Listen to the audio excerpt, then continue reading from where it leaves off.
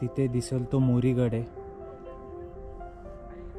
मित्रांनो. इथे दिसेल तो तुंगगड आहे आणि इथे जो दिसतोय तो लोहगड. म्हणजे हा आसपासच्या सर्व प्रदेश ह्या गडावरून दिसतो. ह्यासाठी ह्या गडाची निवड करण्यात आली. गडावर पाहताय ते शिलेदार, खरंच त्या काळी असेच शिलेदार उभे राहत असतील. माझं नाव सुजित मोळ. मी तिकोना किल्ल्याचा किल्लेदार म्हणून या ठिकाणी काम बघतो. तरी छत्रपती शिवाजी महाराज स्वतः या किल्ल्यावरती आल्याची नोंद मिळत नाहीये. पण 1682 मध्ये धर्मवीर छत्रपती संभाजी महाराज काही दिवस या किल्ल्यावरती वास्तव्याला होते. हा समोर पाहताय तो चुन्याचा घाणा.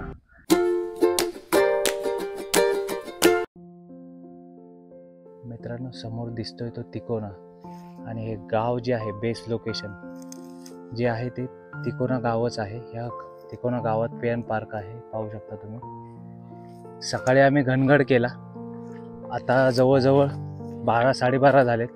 ही पहा हा चोर दरवाजा आहे गडाचा. गडावरती प्रवेश करणार आहे त्याआधी तुम्हाला ही पूर्ण वाट दाखवतो. हा अशी आहे आणि तिथे समोर त्या पार्किंग पासून आम्ही आलो. फक्त 12 ते 13 मिनिटात आम्ही आलोय वरती मित्रांनो. पण ती जी दुसरी जी वाट आहे ती त्या पुढे मंदिरापासूनची वाट आहे. त्या वाटेनेच या, कारण की ती वाट सरळ आहे आणि एक 35 ते 40 मिनिटं लागतात असं म्हणणं आहे गावकऱ्यांचं. चोर दरवाजाने वरती आलात की तुम्हाला हे रामध्यान मंदिर दिसेल. गुफेमध्ये आतमध्ये रामध्यान मंदिर आहे आणि इथे पुढे पाण्याचा टाका आहे, विहीर आहे मोठी. आणि इथे समोर अवशेष मिळतात. इथे कदाचित खोल्या असतील छोट्या सैनिकांना राहण्यासाठी. तटबंदी आहे तर तटबंदीला संरक्षण करण्यासाठी इथे राहत असतील सैनिक. हे पहा हे अवशेष अजूनही आहे. मूर्ती पण दगडातच कोरलेली आहे. हा समोर पाहताय तो चुन्याचा घाणा. आत्ताच्या काळात सिमेंट वापरलं जातं, पण त्या काळात म्हणजे 350 वर्षापूर्वी किल्ले बांधताना चुना वापरला जायचा. तर हे चुन्याचा घाणा आहे हा पाहताय. आणि हे चुन्याचा व्हील आहे म्हणजेच चाक आहे जे अजूनपर्यंत शाबूत आहे, दगडी आहे, जे चुन्याच्या घाण्यासाठी वापरलं जायचं. मित्रांनो चुन्याच्या घाण्यापासून पुढे आलात तर गडाला प्रवेशद्वार आहे. गडामध्ये आत एंट्री होते ह्या प्रवेशद्वाराने. तुम्ही पाहू शकता एवढ्याच पायऱ्या लागल्या आम्हाला गड चढताना. बाकी आम्ही पायवाटेने चाललोय चोर दरवाजाच्या. चला तर गड पाहूयात. वरती शंकराचं मंदिर आहे तेही पाहूयात आपण. गडामध्ये प्रवेश केलात की तुम्हाला पाण्याचे टाके दिसेल. उजव्याच बाजूला आहे पाण्याचे टाके, पाहू शकता.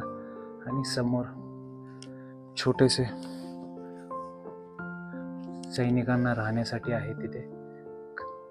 मित्रांनो हा पाहताय तो हा गडाचा मुख्य दरवाजा. हा तिसरा दरवाजा होता. चोर दरवाजापासून आलात तर तुम्ही पाहू शकता समोर हा तिसरा केव्ज आहे. हे पहा समोर तुम्हाला दिसेल ही केव्ज तिसरी आहे. ही गुफा तिसरी लागली आम्हाला. खाली होती, त्याच्या खाली पण होती आणि हा तिसरी आहे. तुम्ही इथे पाहू शकता. इथून आणि दाखव. हे पहा तुम्ही डायरेक्ट खालचा प्रदेश दिसतोय. इथून पहा डायरेक्ट जो मुख्य दरवाजाच्या खाली दरवाजा जो होता तो दरवाजाचा प्रवेश इथून दिसतोय. म्हणजे तुम्ही पाहू शकता इथून हा ह्यासाठी उपयोग केला जायचा. इथे प्रत्येक ह्याच्यात आहे बघा. तो ह्यासाठी उपयोग केला जायचा की इथून भाला आणि तेल, उकळतं तेल फेकलं जायचं. हा पाहताय तो बुरुज. ह्या बुरुजावरून दिसणारा प्रदेश पाहू शकता तुम्ही. पावना लेक आहे. गडाच्या मुख्य दरवाजाने आलात की हे तुम्हाला पुढे शिव मंदिर दिसेल. हे पहा तुम्ही शिव मंदिर, प्राचीन शिव मंदिर. खरंच सुंदर शिव मंदिर आहे.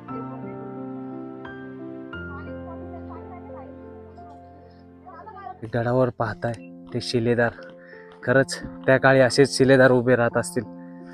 आताही तसेच उभे राहिलेत. महाराष्ट्र शासनाने इथे शिलेदार नेमलेले आहेत तिकोना गडावरती. ते पण तसेच पाहतात जे 350 वर्षापूर्वी शिलेदार पाहत असतील. माझं नाव सुजित मोळ. मी तिकोना किल्ल्याचा किल्लेदार म्हणून या ठिकाणी काम बघतो. हा किल्ला दिसायला खूप छोटा आहे, पण इतिहासामध्ये खूप असा महत्त्वाचा मानण्यात आलेला किल्ला होता. हा किल्ला इसवी सन 800 ते 1000 सालामधला किल्ला असावा असं इतिहास तज्ञांचं मत आहे. पण आपल्या भागामध्ये सगळ्यात अगोदर 1585 मध्ये निजामशाही आली. त्यावेळेस निजामशाहीचा सरदार मलिक अहमद निजामशाह यांनी हा किल्ला निजामशाहीत दाखल केला आणि या किल्ल्याला अमनगड असं नाव ठेवलं होतं. मग त्यांनी काही दिवस राज्य केल्यानंतर 1657 मध्ये छत्रपती शिवाजी महाराजांनी कोकणातील काही किल्ल्यांबरोबर हा किल्ला स्वराज्यात घेतला आणि या किल्ल्याला वितंडगड असं नाव ठेवलं. या किल्ल्याचा मेन उपयोग म्हणजे आपल्या राज्यात असणाऱ्या 12 मावळांपैकी हे समोरचं पवन मावळ आहे. या पवन मावळाच्या देखरेखीसाठी आणि सुरक्षिततेसाठी आपल्या स्वराज्याचे सरसेनापती नेताजी पालकर यांना महाराजांनी या किल्ल्याची किल्लेदारी दिली होती. त्या ज्यावेळेस ह्या किल्ल्यावरती आले त्यांचं एकच काम होतं की आजूबाजूच्या परिसरावरती लक्ष ठेवणे. म्हणजे काय की शत्रू कुठल्या भागातून येतो, कुठल्या भागात जाणार आहे, किती शत्रू आहेत, त्या शत्रूंना कुठल्या खिंडीमध्ये अडवता येईल, कुठल्या जंगलामध्ये जाऊन त्यांच्याशी गनिमी काव्याने लढता येईल, हे त्यांच्यावरती नजर ठेवण्यासाठी आणि वचक ठेवण्यासाठी वापरलेला किल्ला होता. या किल्ल्याचं एक विशेष म्हणजे जर वातावरण जर स्वच्छ झालं तर ह्या किल्ल्यावरून आपण 120-130 किलोमीटरचा एरिया हा नजरेमध्ये ठेवू शकतो. का तर या किल्ल्यावरून आपल्याला 8 किल्ले बघायला मिळतात. समोर लोहगड विसापूर आहे, किल्ल्याच्या मागच्या साईडला तुंगा आणि मोरगिरी आहे आणि अजूनही वातावरण स्वच्छ झालं तर आपल्या पाठीमागच्या ह्या साईडला आपल्याला राजगड, तोरणा, सिंहगड आणि पुरंदर असे 8 किल्ले बघायला मिळतात. म्हणजे 8 किल्ल्यांवरचा मेसेज एकत्र करणे, इतर किल्ल्यांवरती पाठवणे आणि आजूबाजूच्या परिसरावरती नियंत्रण ठेवण्यासाठी वापरलेला तिकोना किल्ला होता. 1665 मध्ये पुरंदरचा तह झाला. त्या तहामध्ये जे मिर्झा राजे जयसिंगला महाराजांनी 23 किल्ले दिलेले होते, त्या 23 किल्ल्यांमध्ये तिकोना सुद्धा दिलेला होता. पण तह मोडल्यानंतर जे किल्ले आपल्याकडे घेतले हे आपल्याकडेच राहून गेले. 57 मध्ये आपल्या स्वराज्यात आलेला होता तरी छत्रपती शिवाजी महाराज स्वतः या किल्ल्यावरती आल्याची नोंद मिळत नाहीये. पण 1682 मध्ये धर्मवीर छत्रपती संभाजी महाराज काही दिवस या किल्ल्यावरती वास्तव्याला होते. तर त्या काळामध्ये औरंगजेबच्या कुठल्या तरी बायकोचा मुलगा हा अकबर तो आश्रयासाठी पवन मावळामध्ये आला होता. आता त्याला माहित होतं की आपल्याला कुठलाही राजा आश्रय देणार नाही, पण एकच राजा आश्रय देऊ शकतो ते म्हणजे संभाजी महाराज. मग तो पवन मावळामध्ये आल्यानंतर त्यांनी एक किल्ला संभाजी महाराजांकडे माहितला. तर संभाजी महाराजांनी तिकोना हा किल्ला 12 ऑगस्ट 1682 मध्ये अकबरला राहण्यासाठी दिला. पण त्याला इथलं वातावरण न मानवल्यामुळे त्याने आपोआप हा किल्ला सोडला आणि हा किल्ला परत आपल्या मराठ्यांकडे आला. मग मराठ्यांनी काही दिवस राज्य केल्यानंतर 1818 मध्ये ज्यावेळेस इंग्रजांची आणि मराठ्यांची मोठी लढाई झाली, ही सगळ्यात शेवटची लढाई, सगळ्यात मोठी लढाई, तर त्या लढाईमध्ये आपल्या महाराष्ट्रातल्या किल्ल्यांचं जवळजवळ 70% नुकसान झालं. का तर त्यावेळेस इंग्रजांचा एक अधिकारी होता कर्नल पॉटर म्हणून. तर त्याला माहित होतं की किल्ल्यावरती जाऊन शनी मराठ्यांसमोर लढणं हे आपल्याला शक्य नाही. व त्याने किल्ल्यांवरती सुरुंग आणि तोफा लावल्या आणि 1818च्या लढाईमध्ये आपले महाराष्ट्रातले किल्ले पूर्ण नादुरुस्त करून टाकले. ते नुकसान झालं तर झालं, राहिलेल्या 30%पैकी 20% हे आपण केलेले आहे. आम्ही हे किल्ले वाचवण्याचा प्रयत्न, महाराजांचा इतिहास हा चिरंकाळ टिकवण्याचा प्रयत्न या ठिकाणी करतोय. तर माझी तुम्हाला सगळ्यांना एक विनंती आहे की आपणही कुठल्या गड किल्ल्यांवरती गेलात तर आपल्याकडनं कुठला गैरप्रकार होणार नाही, गडावरती कचरा होणार नाही किंवा आपल्यामुळे गडाचं कुठलं नुकसान होणार नाही. तर ह्या किल्ल्याचा मेन उपयोग म्हणजे आपल्या राज्यातल्या 12 मावळांपैकी या पवन मावळावरती लक्ष ठेवण्यासाठी आणि शत्रूंवरती वचक ठेवण्यासाठी टेहळणीचा किल्ला म्हणून वापरण्यात आलेला तिकोना किल्ला. जय शिवराय. महाराज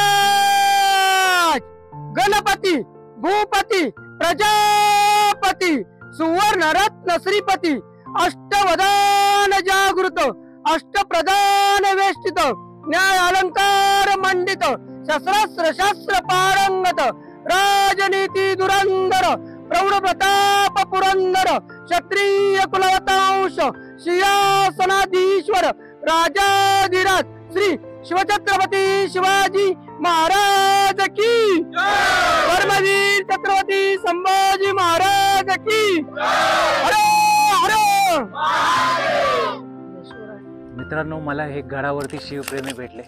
छत्रपती शिवाजी महाराज की जय. जय भवानी, जय शिवाजी. तर मित्रांनो, आपण हा गड एक्सप्लोर केला तिकोना. आता आम्ही लोहगडासाठी चाललोय. हा लोहगड जो आहे हा ह्याच्याच सारखा छोटा गड आहे. एक 20-25 मिनिटात गडावरती पोहोचता येतं. हा गड आम्ही 20 ते 25 मिनिटात वरती आलो.